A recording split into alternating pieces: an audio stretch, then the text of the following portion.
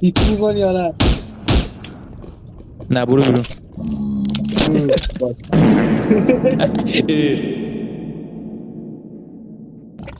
قسم خدا آمد خدا آمد تیپی کن نگو خیش بیا آروم تیپی باش کنم آروم بیا.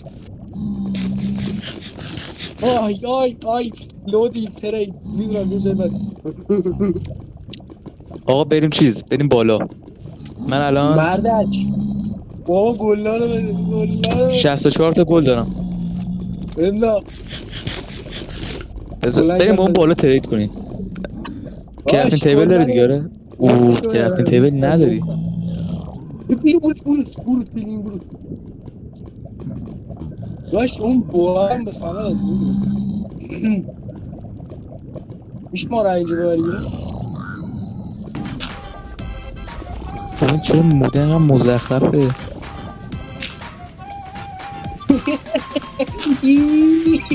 خدا نه نه نه داشت برام بلاک میخوام من بلاک ندارم عزیزم. به کمر خونه دارم میکنم نه نه نه کنک کنک. شده بیا بابا ایشن دبریز کستم بود کمک. What the fuck بابا دیر. شما سورد بینجا نه نه نه ریدی خوش از شما کستم دستم بود خورد.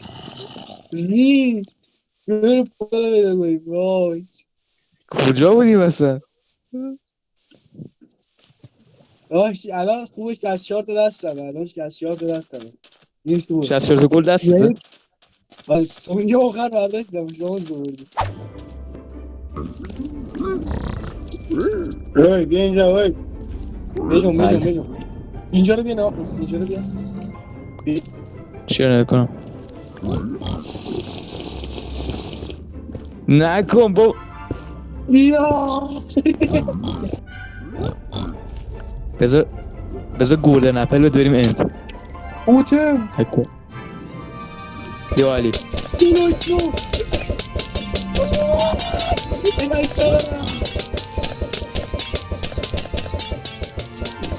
برو من میخوام بزن ازش بدوشم.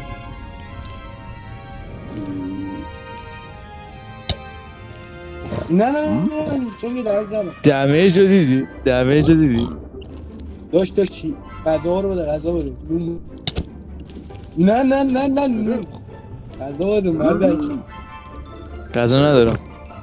بابا با چی داشت این موت نیست نمیسن چی 16 تا اندرپل داریم خب بریم چیز دیگه الان باید بریم آقای مشروع این سمت بله بریم انت. نگاه اینجا نگاه نموردیم او آشنا ریدی اینجا رو نکن. نه خورد چه عجیبه. یه پوشن رو مستفید میشه گلوینگ وات دست شورت ایشن دبریست